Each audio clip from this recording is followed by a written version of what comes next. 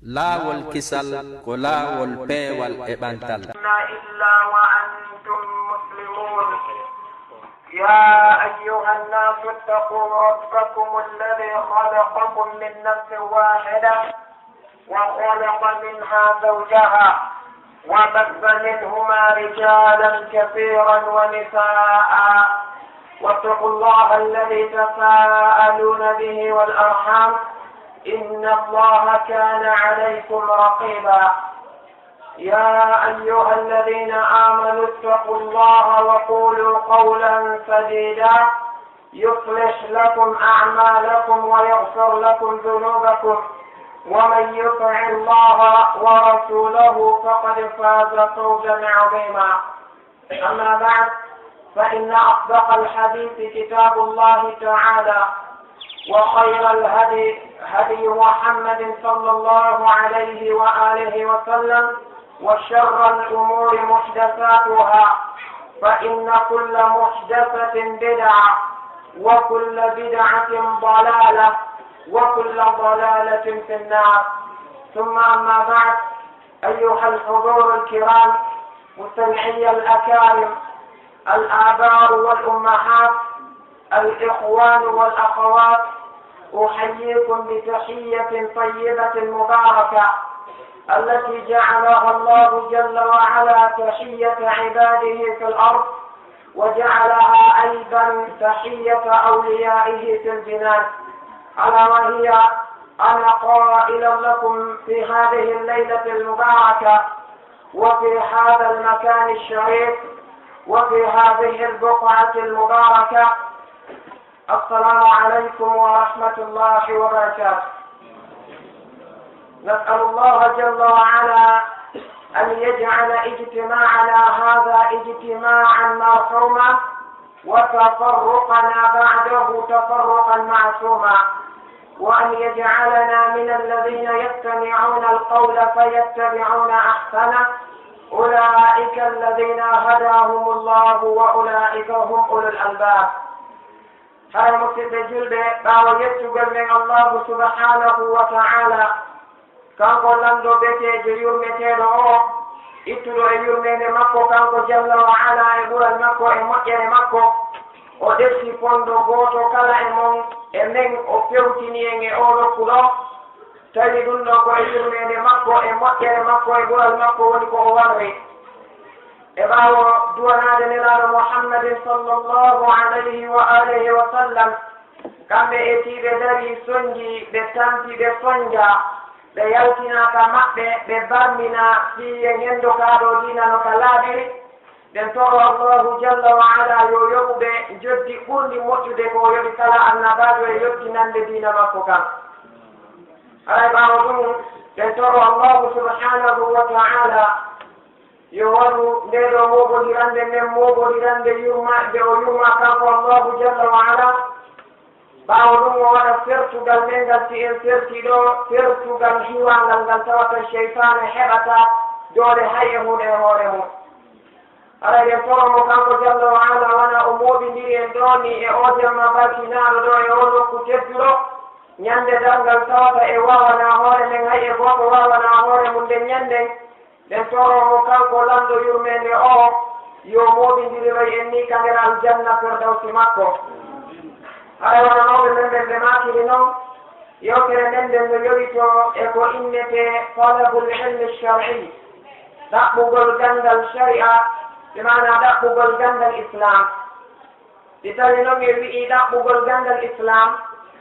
haray yewtere men nden ko yowoto e hoore ɗum ko toɓɓe joyi woni ɓe yooɗi ɓe yewtugol e mum ɓe tawata ko sappagol tun amma faalaɗo ɗaɓɓitude ko yaadi e mum ko haray ko labudde o yiltito ka defte ɗe kala mo goɗɗe walliti fi hollugol neɗɗanke ko honnoti gandal wayi. haray eɗen toɓɓe noon toɓɓene anere nde yewteten nden woni awalan ko ta'rifu lilmi, thaniyan hukmu talabi lilmi, thalithan fadailu talabi lilmi, rabi'an الأسباب المعينة على حصول العلم، خامسا آداب وأخلاق طالب العلم. بمعنى يوتر من ندير صوت جريدة يودن يوتر صوت على نرد ولي بمعنى قول ولي كإنة جندل نتانك في تري هولي دولو يودي ودق بيتو جندل دولو نتو يندنا دي هودي وإما نودي ودق بسي ميرة ولا بد وعندك وقول ولي حقيقة ميرة وقول ولي دي هودي تقدر دي من ولي نياو ودق بغل جندل بمعنى قول من شرع إسلام قول من نياو ودق شرع إسلام جمي تدق بغل جندل وفي تري نتو ونفالا ودق با كاهارين وقتي مدق بغل كماكو ودق با haray toɓɓere kamɓe enen woni ɓure ɗe allahu subhanahu wa ta'ala waɗani neɗɗanke immiɗo ɗettitan makko o fof e haqqille makko ɗen o bugi e fii ɗaɓɓugol faamataɗo dina allahu subhanahu wa ta'ala. toɓɓere nayaɓere nde woni ko piiji honɗi woni ko wallitoto neɗɗanke on bimana ko laawi honɗi e sabuli honɗi woni ko wallitotomo haa o heɓa gandal. toɓɓere jooɗere sakkitorore nden woni ko neediji honɗi e jikkuuji honɗi woni ko ɗaɓɓowo gandal haani jikkinaade haa wona neɗɗo ɗaɓɓowo gandal o heɓa gandal nafalngal mo. haray noon toɓɓere aranere nde wiwɗen nden taariful ilmi anndugol ko innete gandal kawo koɓe lugaɓe mbe maati al ilmu ko naqidul jahl bimana ko diddul jahli وهو إدراك الشيء على ما هو عليه إدراكا جازما. كم ذكر مقول اللغة العربية بماتي في إنما جندل كهذا عرب قدوني كفيرة مجرى بمعنى قدوني اللد مجرى وإنهم نتنك واوتاون بمجد أونا جنغان لكت وإما أونا جاهلا وإما أونا عالما ko bo o wona neɗɗo majjuɗo mutlaqan ma o wona neɗɗo jannguɗo mutlaqa kono ɗiɗo piiji ɗiɗi ɗi wawatake hawtinoreede e nder neɗɗanke gooto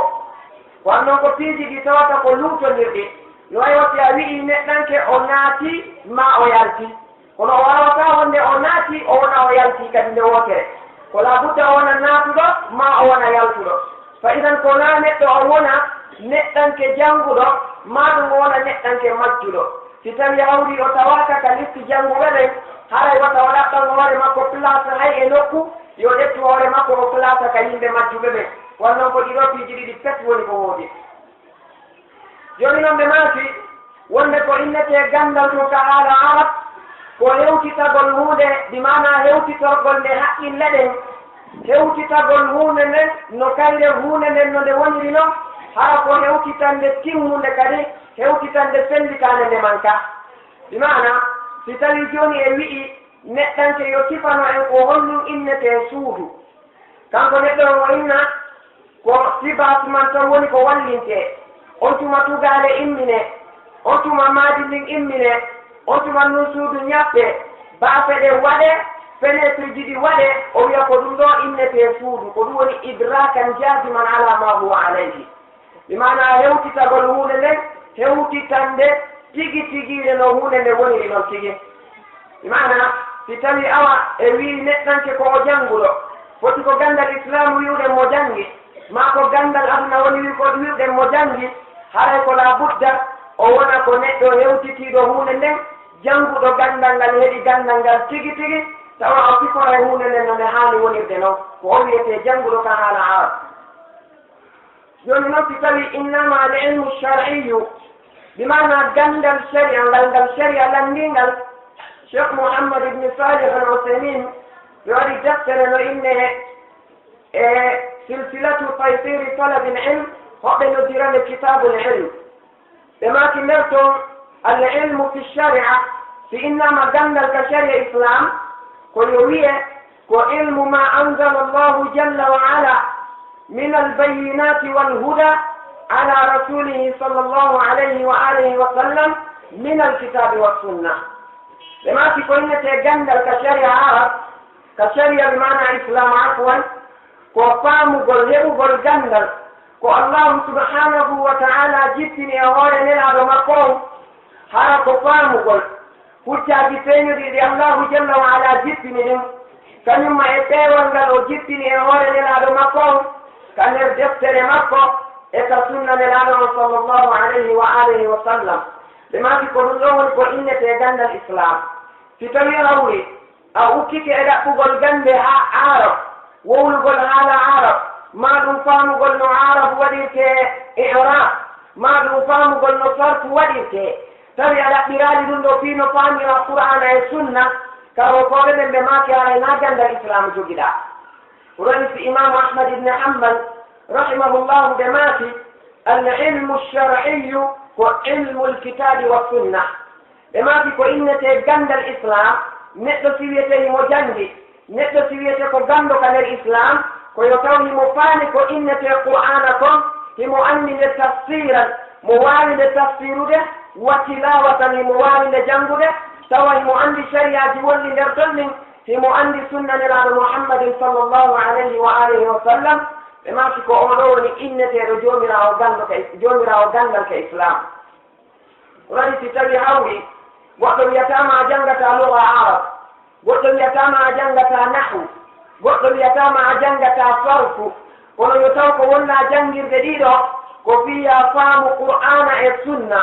تتبي جنة جديدة أوالي تبي هذا عرب أركا وعوا ويكفر no arabu le ruggiri wotinde wowlama anila andi fi mayre no nahwu wal ardi wo a wawa ngal wadde i'rab no sarfu addi wo no ardi a wawa wowlude fi makko tawi a anda qur'ana a anda sunna haray ko a neɗɗo jahilan fil islam bimana ko a majjaro dina kangal islam ko wayi noon sarfu tun wawata gaynande maka islam nahwu tun wawatama gaynande ka islam luga tun wawatama gaynande ka islam kono a wawata kadi faamude qur'ana a wawata faamude sunna a janngaali ɗiɗo ɗimana ɗiɗo piiji ko ɗowtirteeɗi ɗi tawata ko ɗi neɗɗo on jogitorto laawol haa o faama qur'ana e sunna ɗum ɗo woni ko kala mo goɗɗen tafsiride firi ko innete ganndal kon ɓe maati si tawi wiyama hukmu talabil ilmi ñaawore ɗaɓɓugol ganndal ɓe nganndi nelaano alayhi salatu wassalam ɓe maataniin e hadis بما في طلب العلم فريضة على كل مسلم بما في دقوق الجندل وفرلي دون يغورك كلا نحن نجتي لك وجدلني الله سبحانه وتعالى بمعنى كلا نحن كدري دوي كان فوجود كتنرجينا وتوى ملاد عليه الصلاة والسلام بما في هذا يوعند دقوق الجندل كفريضة يغور مكو حديثهم كما قلت من اللوري في مكو تتوي مسلمة وسلة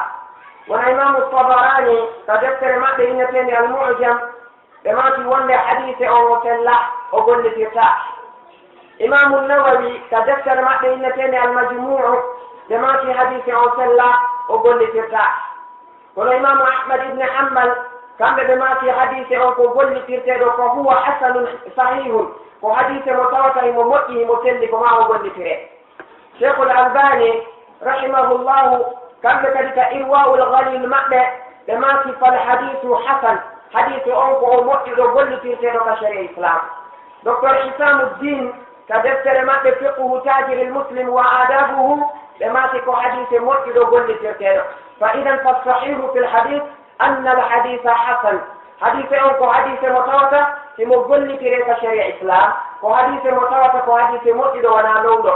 كان من الله عليه الصلاة والسلام بما في طلب العلم دقوق جند الدين جند الشريعة فامقل في الله سبحانه وتعالى فام دين مكة فام في نلاد مقام بما في دونك فريضة وفريضة على كل مسلم وهو كلا نحن كندي تيدو وندك ودي على جلدين يقول كان قبل بما في إنما فريضة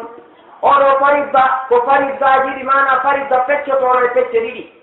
وفرض عين وفرض كفاية وفرض تؤير كلمة فرض ينجراه وانا شيخ العثيمين كدفتر معي كتاب العلم كلمة يا دكتور مصطفى مراد يعني دفتر أخطاؤنا في العبادات والمعاملات علماء اللجنة كدفتر اليتين الفتاوى الشرعية في المسائل العصرية الإمام النووي كمجموع مكة وكرمكو بقوة وأن هناك علم طلبه فرض عين وهناك علم طلبه فرض كفاية كما في نووتي جند الجوغل توتا ko faridda toɗɗiɗo e hoore gooto kala e julɓe ɓen ɗaɓɓugol ngal ɗon gandal bi mana ko forte e hoore kala neɗɗanke wiwɗo ko o julɗo ɗaɓɓugol ngal ɗon gandal si tawi o jooɗike o wuuri ka aduna ɗon o ɗaɓɓani ngal o tawi allahu jalla wa ala ñande darngal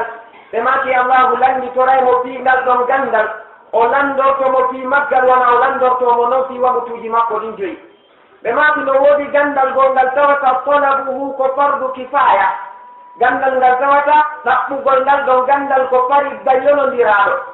bimada ida qama bihi lbadu ko saqata an lbaqin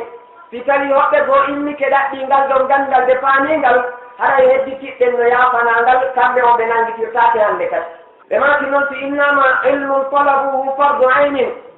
gandal ngal tawata ɗaɓɓugol ngal ɗon ko faridda toɗɗiɗo e hoore kala neɗɗanke julɗo ɓe maki ko ilmu laqaid wa ilmu ltahara wa ilmu libadat wa kullu ma huwa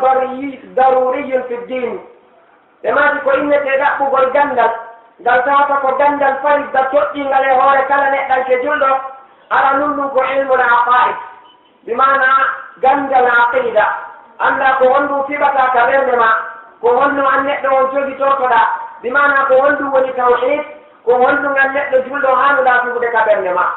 ko waɗi noon miɗen andi no motte ɗen hande feccori noon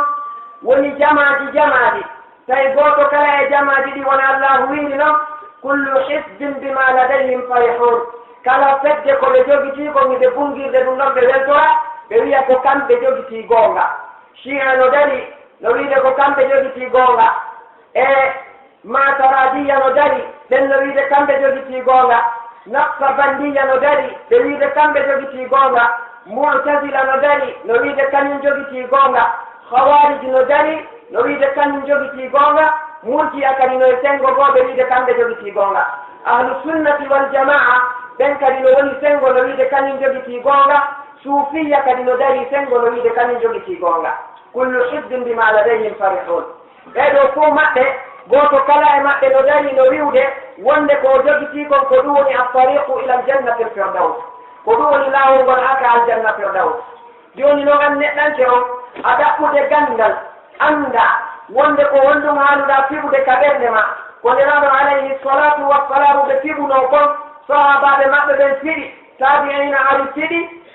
tabi'ina ɓe kadi ari fiɗi fiɗa nden ɗon finde ɗaɓɓugol anda ko honɗum woni nden ɗon ko farida e hoore ma kono noon ɓe gandi neraɗo alayhi salatu wassalam ɓe maka ni en e hadise selluɗo ɓe maki iftaraqat lyahudu ala 71 firqa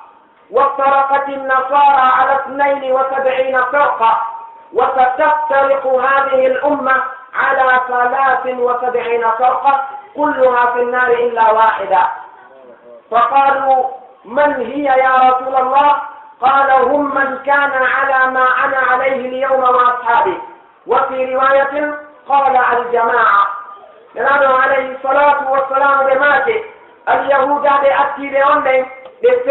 fike kamɓe e feddeji capanɗe jeɗɗi e goho ɓe maki annasara ari ɓen kadi fecci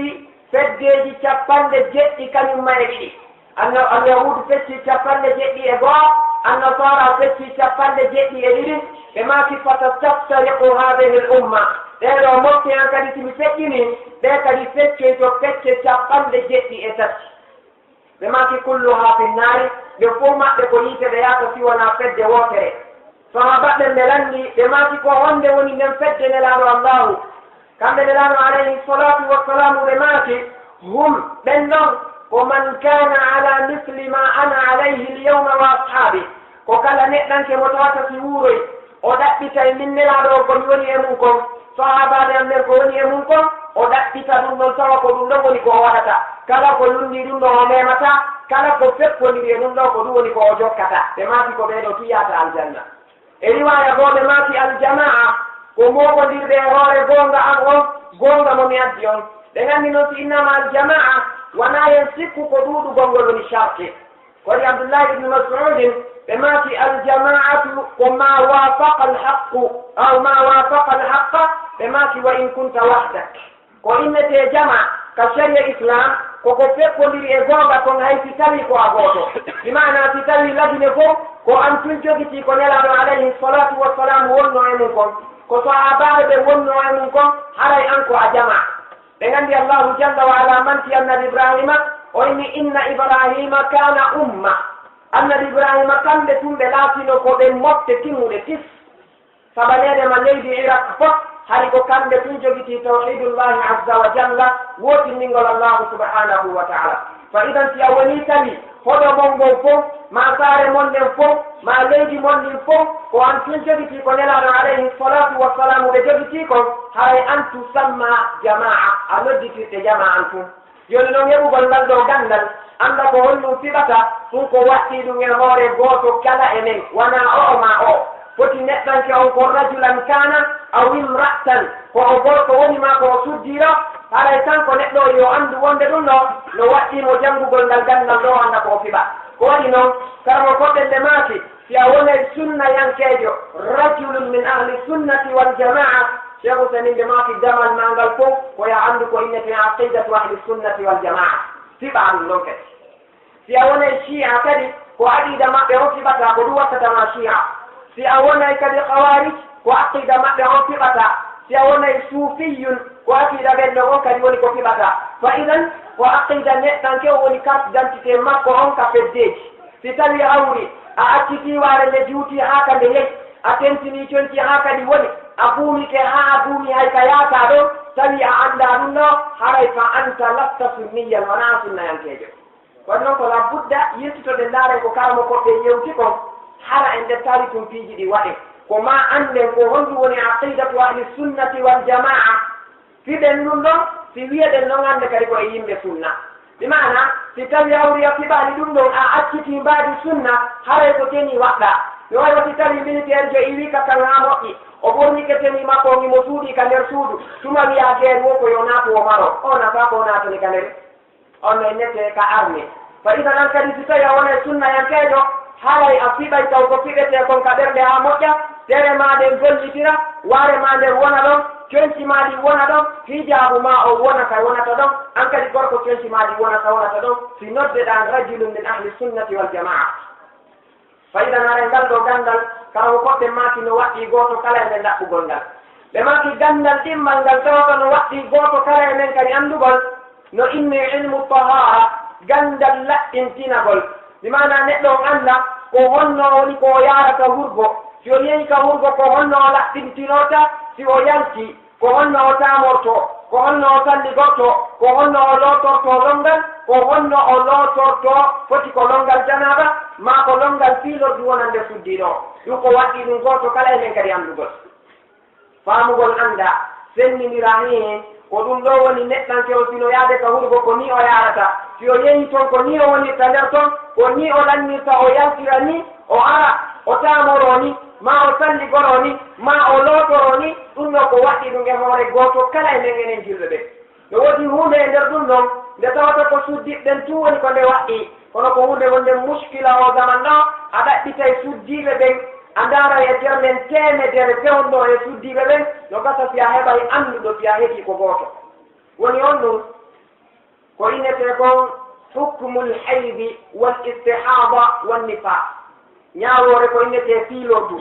kañum ma e ƴiiƴan jibbingol ko ɓennata ɓessugo kon kañum ma e ƴiiƴan nawnaare ko wiyete kon al istihada suddiɗo waawa fenninirde ɗum ɗo o annda ɗan ɗo ƴiiƴan ko ɗan wiyete ƴiiƴan fiilordu ɗan ɗo ko ƴiiƴan nawnaare ɗan ɗo ko ƴiiƴan jibbingol ko ni woni aada neɗɗo on ko ni yarata ko ɗum ɗo woni mandeji laaɓal ngal ko ni e ni e ni e ni woniri ƴiiƴan ɗan ko ni oɗo couleur siɗan ɗetti ɗum ko ɗan ɗo nde ɗo ñaawore ɗan jogiti siɗan ɗetti oɗo couleur ko nde ɗo ñaawore ɗan jogiti no fandi e suddiɓe ɓe ngannduɗo ɗum hannde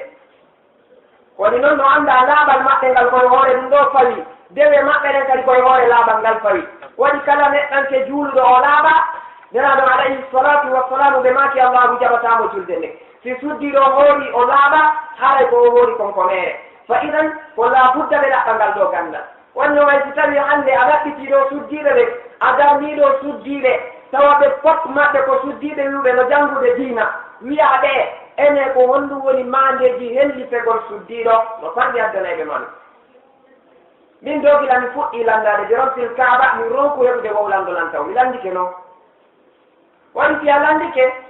ɓuro men battoma wiwde ko si endi makko ɗi yalti ɗum ay karama koje goto wowɗa ɗum e dina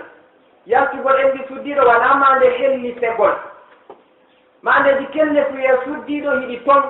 ɗin ɗon piiji si tawi gotel e majji tagiti e makko kanko suddiɗo o haray koye wandu o helli faama karmo koɓe maki aranum ɗum taw si o heɓi duuɓi 15 foti fiilordu o yi'i ma o yi'ani ko o heɓi duuɓi 15 ɗon yo andu waɗɗike mo kala ko waɗɗi suddiɗo mo duuɓi 50 siko hijabu waɗɗike mo siko juulugol waɗɗike mo siko horugol waɗɗike mo kala ko waɗɗi suddiɗo mo duuɓi 50 yo andu waɗɗike mo ɓe maki toɓɓere ɗimmere nden si tawi awri kanko suddiɗo o yii ko innete leeɓi ley wuddu haray ko yo andu hay si tawi ɗiya heddiɗi hewtani mo tawi kumɓe tun heɗimo yo andu haray o helli faama ɓe maki toɓɓu naya mum kum si tawi awri kanko suddiɗo o fiilike haray yo andu o helli faama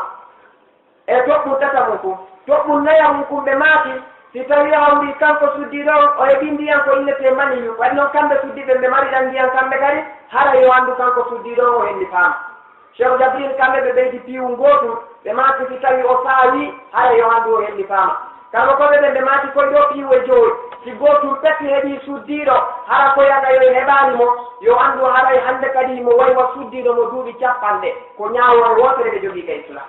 jooni ngal ɗo ganndal ko ganndal ngal tawata wiwɗen no waɗɗi en faamu ganndal kadi ngal tawata no waɗɗi yo neɗɗanke gooto kala e men faamu kala koɓe ɓe ɓe maati ko ilmul ibadat gandal no neɗɗo o rewira allahu subhanahu wa ta'ala anda ene julde ko honno nelaɗo alayhi salatu wassalamu juulirno si julde ma nen boni ko honno wattirta waɗi ala ko ɓuri kaanude neɗɗo juula darɗe ɗiɗi o faljata nder julde makko o salmina o fuɗɗito hara anda no wattirte ɗum ko hunde kaanno moƴƴano ino wayani an neɗɗo o anda taw sennidira faribbaji julde nden anda sunnaji julde nden anda waɗɗiri ɗin ka julde anda añaɗi ɗin ka julde anda kadi ko wandi woni bonnayde julde nden anda si tawi julde ma nde ɗum ɗo waɗi nder ton ko ni wattirta si ɗum ɗo waɗi haray nde bonni fes si ɗum ɗo waɗi haray no manki ko bonaɗi ɗum kadi no waɗɗi goto kala e men anda si korka ma kan ko honno horirta anda ko bonnata korka kon ko aña kon ka korkaji tawata ɗuyten baraji neɗɗanke on ko bonnata korka ma kon anda kadi kala ñaawoje ko yowiti ka korka ton anda ko honno neɗɗanke o wonirta e suumaye ɗum kadi no waɗɗi goto kala e men kala ko innete dewal ngal tawata kanko neɗɗo on no waɗɗimo waɗugol kala mo koɗe ɓen ɓe maaki si tawi o ɗaɓɓani o faami andugol fi ngal ɗon dewal ñande dalngal allahu jalla wa ala landitotomo fi maggal wona o landitotomo fi julde makko nden noon ɓe maaki kamɓe karamo koɓe ɓen e kala ko tawata kadi kullu ma huwa daruriyun fi ddin kala ko tawata neɗɗanke on ko la budda tun o faama ɗum noon ka diina hara yo anndu ɗum kadi ko hunde waɗɗinde ɓe maaki wona misal si tawi neɗɗo no jommude karamo koɓe ɓen wona oɗo abou hamid imamu l-Ghazali ɓe mar deftere no inne ihya'u ulumi ddin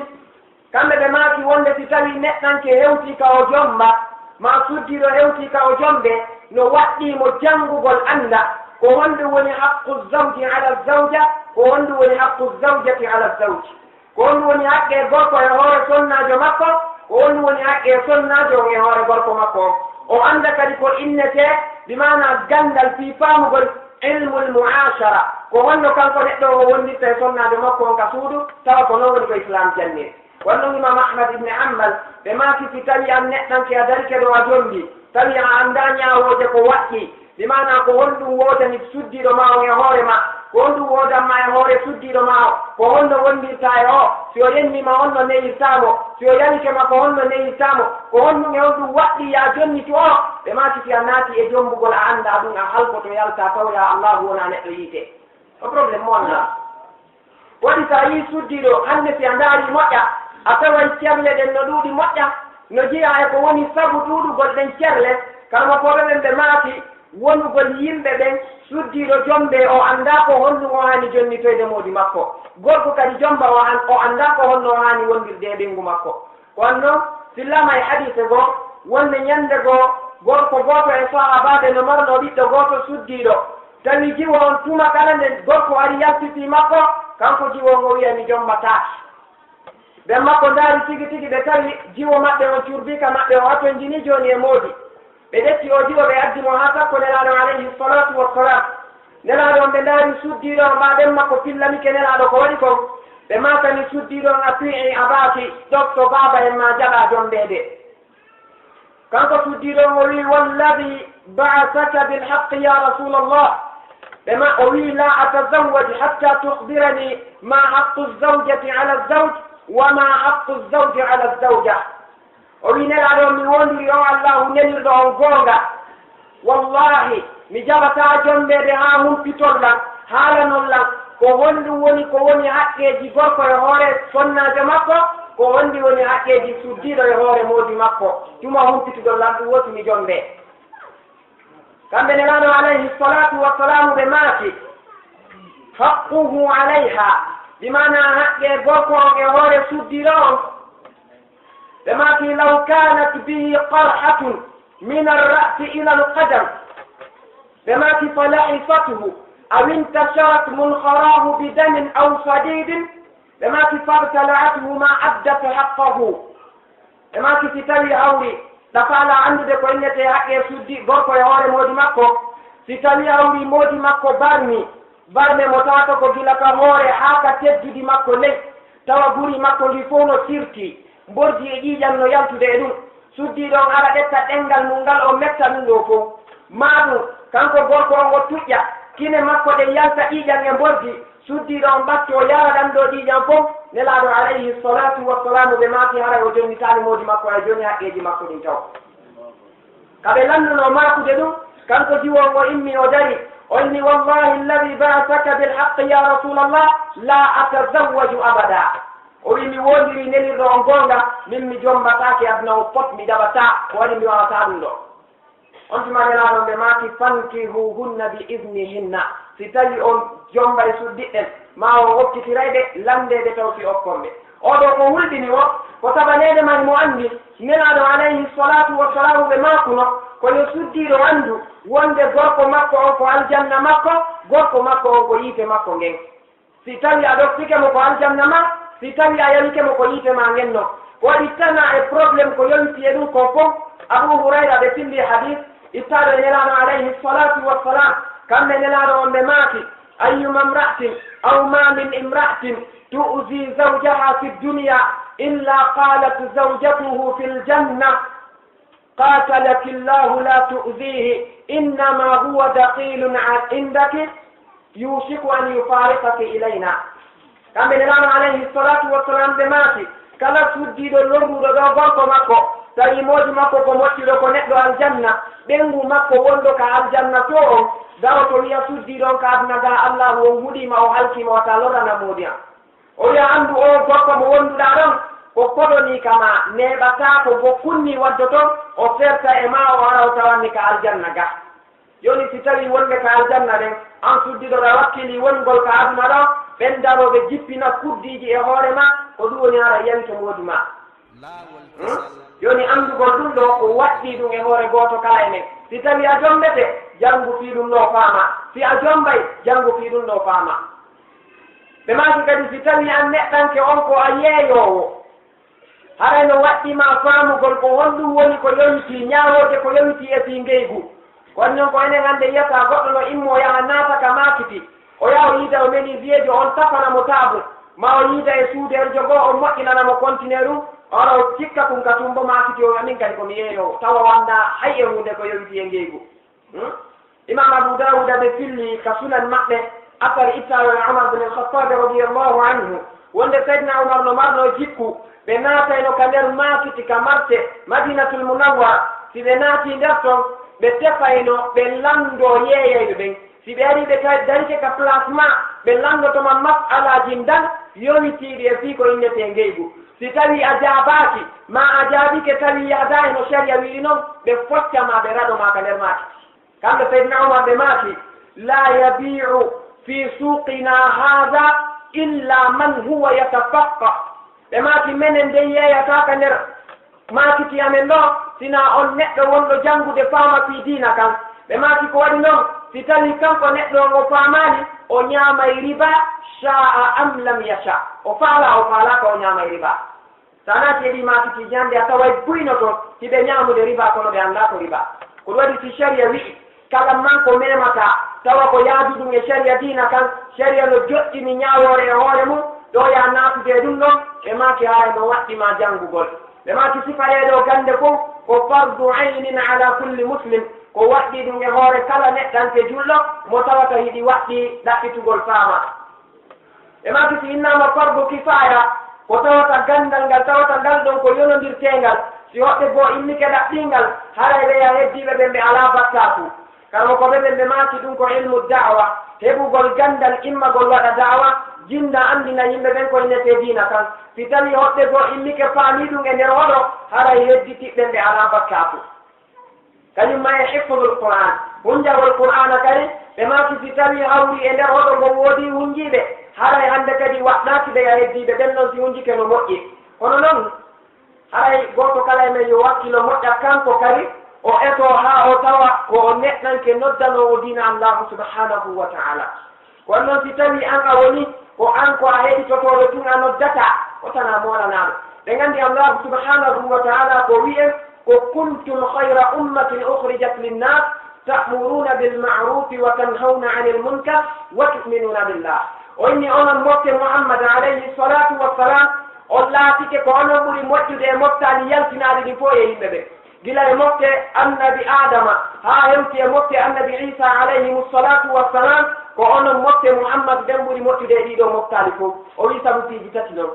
ta'muruna bilma'ruf onon o yamiray ko moƴƴi ko annda ka diina kon wa tanhawna 'anil munkar on halay ko boni e ko harminaka diina kon wa tu'minuna billah hiɗon jokki ɗon gonninde allahu jalla wa ala ko sabu ɗum ɗon waɗi ɓe nganni nelaɗo alayhi salatu wassalam aya ka allahu londini ɓe yoɓe janngu qul hadihi sabili ad'u ila allahi ala basiratin ana wa man ittaba'an allahu wi nelaɗo o wiwɗe moftema laawol ngol ɓe woni ɗaɓɓude yahaygol aljanna ngol e hinongol ɗo ko kangol ni holluɓe ngol o wi wiyaɓe noon kadi min miɗo nodda e ngol ɗon laawol miɗo noddira kadi dalil laaɓuɗo fof ana min waman ittaba'an e kala o neɗɗo jokkuɗolam imam ibne alqayim aljawbiya ɓe waɗi deftere no inne bada'i'ul fawaid ɓe maati ka tafsirugol maɓɓe o aya on no sappina en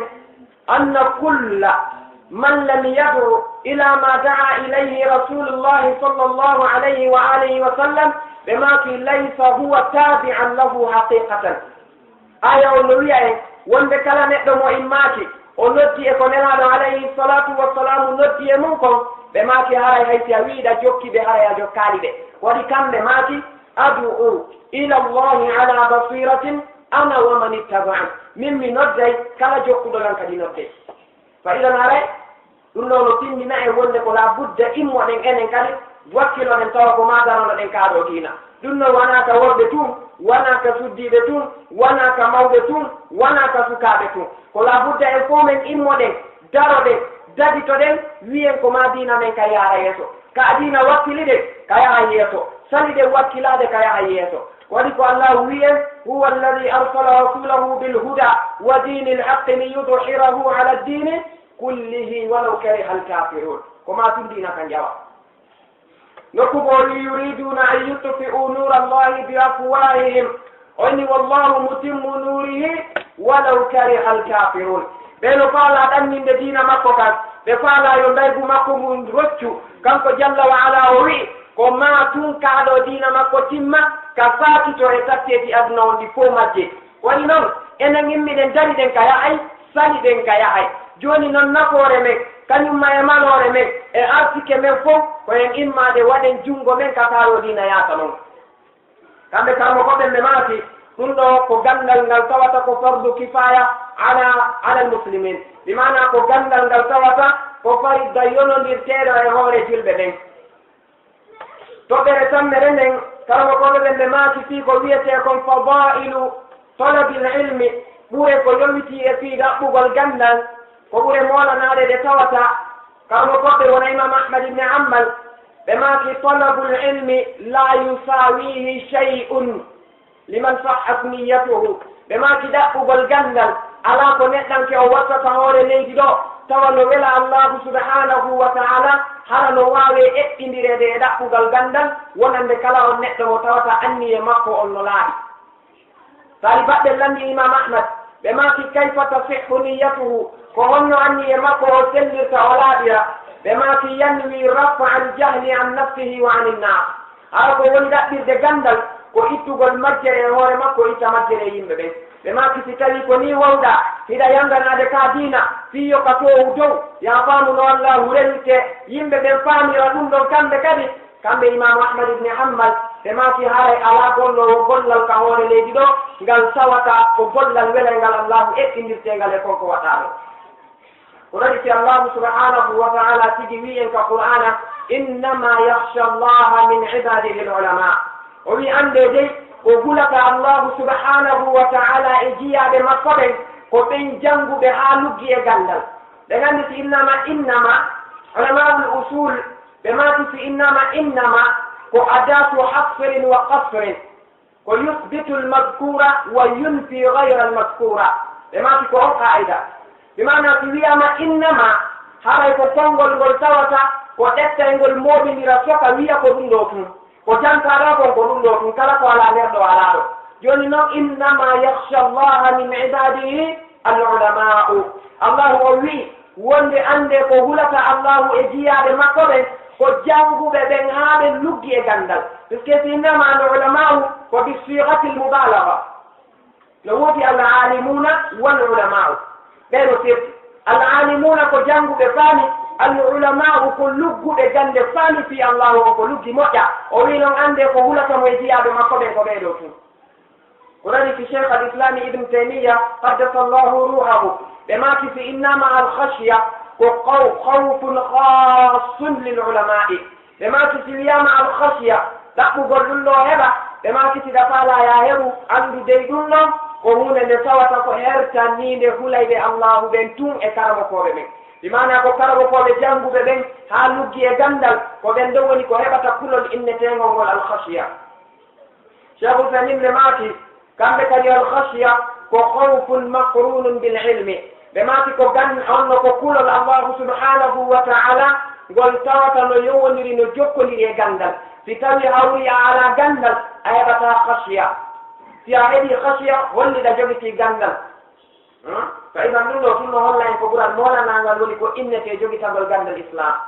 ari e aya goo kanko allahu subhanahu wa taala o wi shahida allahu annahu la ilaha illa huwa walmalaikatu wa ulul ilmi qa'iman bilqist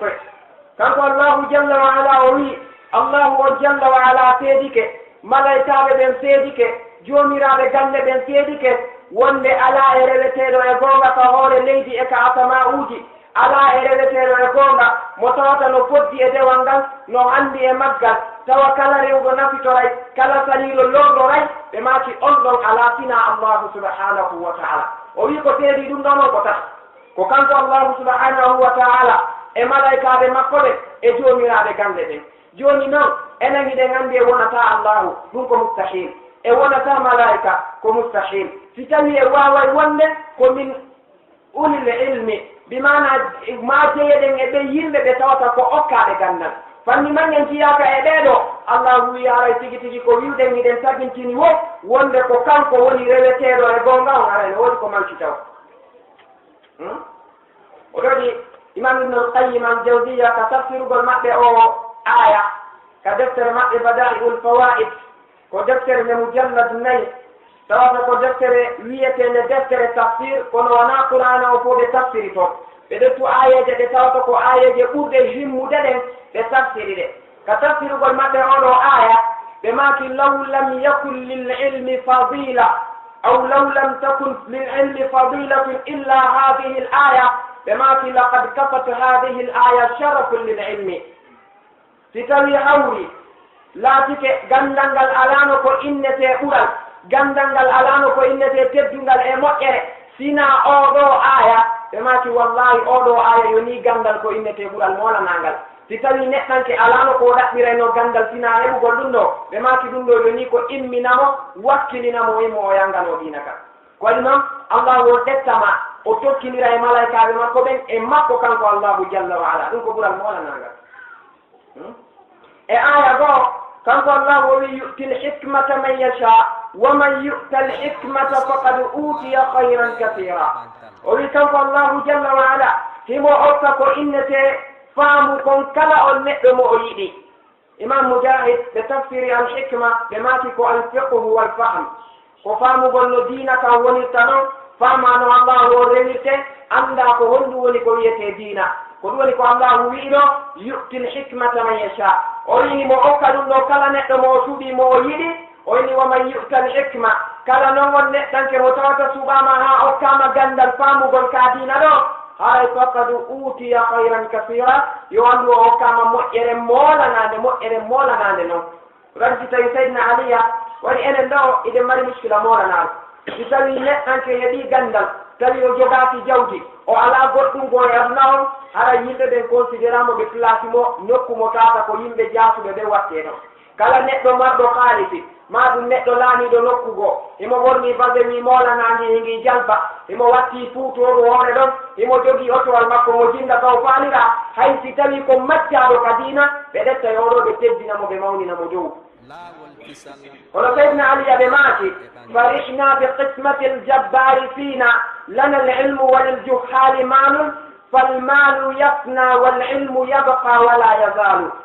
ɓe maaki enen julɓe ɓen e weltori sendore jomirawo Allahu jalla wa ala ko sendi e hoore men ka leydi kon hiɗen tabintini o lundi e weltori kadi ɓe ferti ñande go mi fottuno e neɗɗanke gooto fullo fuuta ñamowo jaabere o winmi kanko wo Allahu nunɗa mi wimo fi on ɗum Allahu nunɗa o wi Allahu on no sendi kanko o heɓaali seydna Ali ɓe maaki enen julɓe ɓen farihna bi qismati ljabbari fina enen e weltori en jaɓi kadi hiɗe weltori en monaki sendore nde Allahu jalla wa ala sendi nden ka hoore leydi ɓe maaki lana lilmu enen julɓe ɓen Allahu waɗani en gandal faamugol fi makko walil juhali malum o waɗani yimɓe majjuɓe ɓen ko innete jawdi ɓe maaki fal malu yafna ande ndi jawdi ndi jogitiɗon ɗo ko lannayndi ñande goo fal ilmu yabqa wala yazal gandal ngal ko heddingal ngal lannata ko heddotongal ko ma etan si tawi en ndaari ɗum ɗo en taway ko hayran kasira ko moƴƴere molanani ko gandal woni ko heɓata tawa an neɗɗo nga wonay ka hoore leydi ɗo itta majjere e hoore ma itta majjere e hoore yimɓe ɓen walli foɗa defte immoɗa maaya tawa e joni ɗi baraji ɗi tawoyte ha darngal dawo gandal puisque sa yiɗen jooɗoɗo wiye cheikh ul islami maati abou hurayrata maati cheikh Uthaymin maati cheikh Ibn Baz maati ko sabanedema yangagol maɓɓe immo darano kaadina ɗo kon bo andi ko baraji jel woni koni hewtede ɓe nden yallale nder aduna o fof ko yimɓe jangata defte ɓe dandinora konnguɗi ɓe faamira faamuji ko ɓe feññinani yimɓe fa idan an kadi immoɗa daroɗa wona neɗɗo mo tawta si a maayi ko a wuuruɗo ɗanni ɓe wi'i no woodi wuuruɓe tawa ɓe maayi no woodi maayuɓe tawa ɓe wuuri neɗɗo si wiyama mo wuuri o maayi ko ɓen Allahu inni afa anta tunqidu man fi nnar ene an a danda e on mo tawata hay ka o dari ɗon hay joni kaka yiite tawa woni walla no woodi yimɓe goɗo ɓe tawata kamɓe ko ɓen tigi Allahu subhanahu wa ta'ala wi'i o wi khayri ala al-ibadi nabil wa sharruhum ilayya qa'id o wi min moƴƴere ande nge ɓura langal e nemaji andi no saajude e hoore jiyaɓe am ɓen kono kamɓe ala inde ka maɓɓe taw yammitina bone e bakkatu puisque no woodi yimɓe goɓe tawata gila bindi ha kiikiɗe bi rabbil kaaba si ɓe wowli inde Allahu andu ɓe faltu ko si ɓe yii ko hawni ma ko hulɓini ɓe inna Allahu akbar ma subhanallah kono ɓe ɗettana tan ɓe janto inde Allahu ma ɓe fonta deftere makko nden ɓe janga ma ɓe ɗettoya dartu ma ɓe heɗo kaset ka waaju watte ma ɓe heɗo ka qur'ana jangete a tawa ɗum no derandi ɓe moƴƴa moƴƴa woni si tawi awri se ndaari oɗo kadi aya en tawa aya on no sappani gandal ko innete ɓural molanangal e nokkugo e aya go kanko Allahu jalla wa ala o wi'i hal yastawi alladina ya'lamuna walladina la ya'lamun o wi tawtino fota ɓe yimɓe annduɓe e ɓe yimɓe ɓe annda en fof kala lanndaaɗo ɗum anndi fotata cheikh Uthaymin ɓe maakitiɗa faala anndude e neɗɗanke yo irritanoma wonde ɗum fotata artawamo inna hay majjuɗo ndara ko onno ndaari kama janngo mum ara tawamo inna joomirawo gandal mi mana tawamo hannde wiya majjuɗo janngo ara wiyamo gando ndara ko honno ndaarirnoma hanki ene o ndaarirma hannde noon waɗi sa wimo majjuɗo tun o monantoma yo bantaki mara yaman kono janngo si a ari a wi'i e joomiraɓe gande ɓen sa ndaari haysi tawi mo ruttirde ko nafigiyagal o ruttirta ara mo weltori ɓe maki ɗum no holla en wonde gandal e majjere wona gootum wawa fotude wanno haysi en ndaari hara ko laamateri aduna taw ɗettude wona fi hay diina en taway si tawi kono duwa yaarede noon yaarete ɓe wiyay ko haani laamade leydi ko ɓurɗo janngude on ka ɓurɗo faamude fi laamu ɗin mum ɗum ɓe wiya si wonay ministre kadi premier ministre ko ɓurɗo gandal e ministre ɓe ɓen fof si wonay ministre des finances ko ɓurɗo janngude économie on si wonay ministre e onno innete de l' agriculture ko ɓurɗo janngude faamiti ko innete agronomie kon ɗum ɗon fof no tenda hano waari si a yehi a tawa heno ɗo association ɓeeɗo ko soferɓe ɓe syndicat jo ko haani wonde hoore syndicat o ko neɗɗo ɓurɗo faamude fi oto ɓurɗo yangade e mum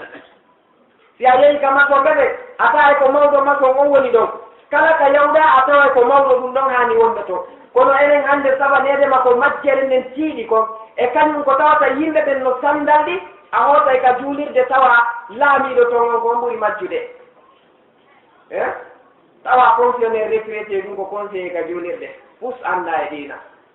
no fiimi cigarette ha joppe no ñoli no yali beere ha no ɓawli no jokki rewɓe ha no lanni ɗum lanna retraité de ɓorno kastanu jogo dikuru wi yawdi ha ka leydi ara wiyama komi conseiller almami wiya goɗɗum ɓe wiyama he imam ka wonɗen ɗo nini ko modernisation woni yaade nani ko nelaɗo wonno e mum kon e yedda kono ɗum wata gasude fewn ɗo onno hokkiɓe e conseiller mosqué sina ɗum ka juulirde imamu o nelaɗo ko ɓe makunoya ummul qawm aqra'uhum li kitabillahi ka ɓe maki yo almo yimɓe ɓen ka juulirde ɓurɗo e maɓɓe janngude faami deftere allahu nden kono a aray ɗo tawa premier imam no ɗa ko ɓa ko ɓen maɓɓe wonno imamu hari wattama imamatu mu joni koyo rone deuxiéme imam no ɗon on no yehi foti iwi ɗo yehi Mauritanie janggi o foti ɗon o yaawi Sudan o janggi o wi ɗon o naatiri Égypte o janggi o yehi Saudi o janggi karamo koɗo Saudi ɓen jonnamo kaydi ɓe wiya hannde hiɗa wawi alnade juulirde o arta o ɗette o waɗe troisiéme imam tawa goɗɗo no waɗa imamu hay fatiya o tellina ko ɗum ɗan ni ana ɗum ɗan etele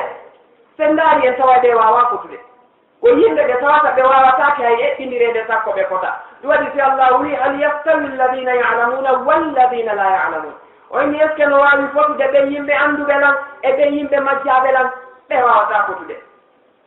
e aya goo kanko jalla wa ala hay mumanta yimɓe gandal ɓen o inni yarfai llahu alladina amanu minkum walladina utul ilma darajat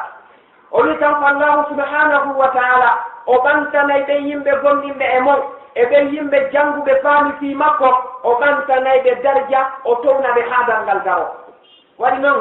so a yii ministre ɓe no daro si juma no juulede président ara e jooɗo ka sappo arano ministre ɓe ara hikka ɗon karamokoɓe goo ara hikka ɗon buye lamɓe chef quartier chef secteur e ko nandi e mum e gouverneur fof ara jooɗo tawa ɓeɗo fof koɓe saddi ko neɗɗanke gooto jannguɗo diina islam wannoon allahu jalla wa ala kanko ɗetti garanti o wi si a yanganike mo diina kan a jangi ha a faami ka tawi ko jangirta ko fiya wonu neɗɗo pewɗo fewna yimɓe heddiɓe sappinaɓe laawol goonga o wi an on o ɓanta e fiima ha darngal daro ka yawɗa wo ko a neɗɗo teddinaɗo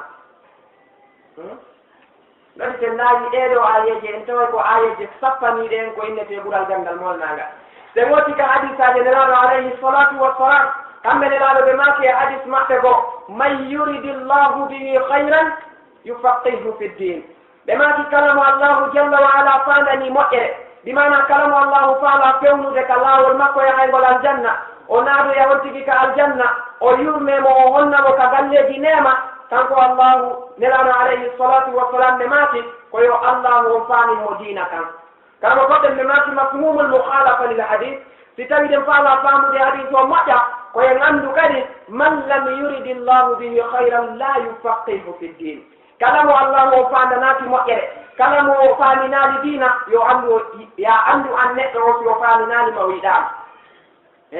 si tawi a wuri ka leydi ɗo a majji a annda fi diina si tawi windirama wowru masirama undugal a wawa janngude ida jooɗiɗa wi ko a julɗo si wiyama salliki goɗɗo ko woni ɗum bonnata a fennidira si wiyama julde ko ni e ni woniri a annda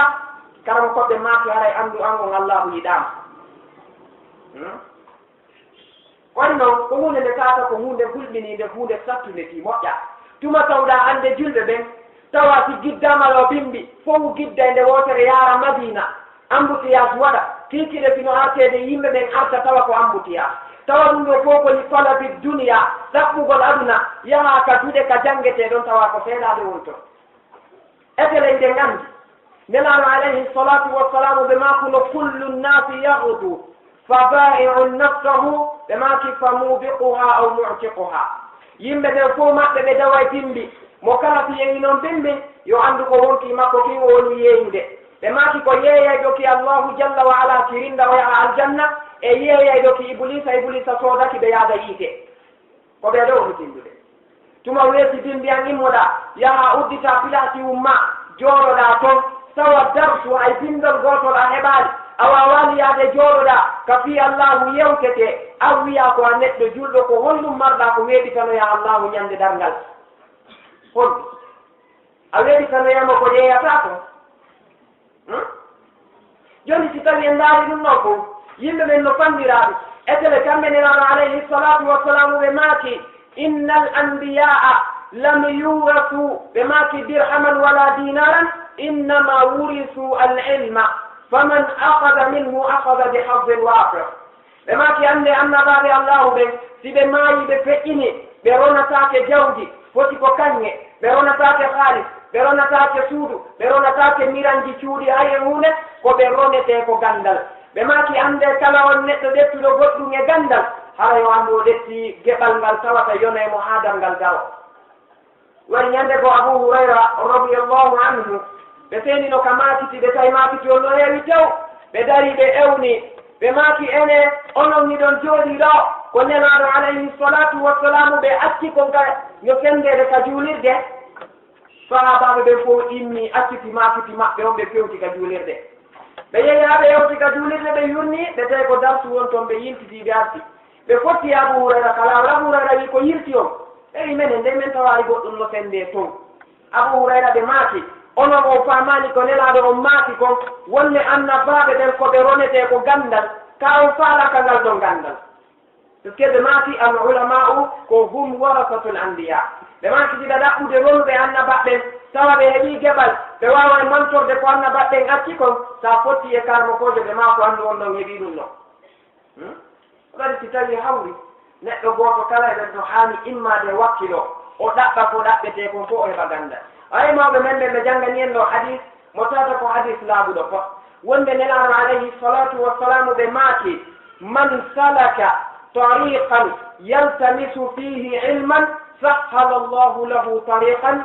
ila aljannati kala on neɗɗo ɗaɓɓuɗo laawol ngol o woni sorirde o yaha o ɗaɓɓa gandal allahu on udditanaymo laawol yaadungol haa o yaltitoya ka aljanna si a immike bimbi a ƴetti deftere ma a fewti janngolgol foti ko ɗo wonna janngude ma ɗum koye leydi goo yahata jannga ma ɗum koye hoɗo goo immotoɗa yaha jannga a woniri noon ɗum woni jikkuma allah o udditante laawol yahayngol ka aljanna hara si a maayi ko ɗon ɓe rewnatama ha ka aljanna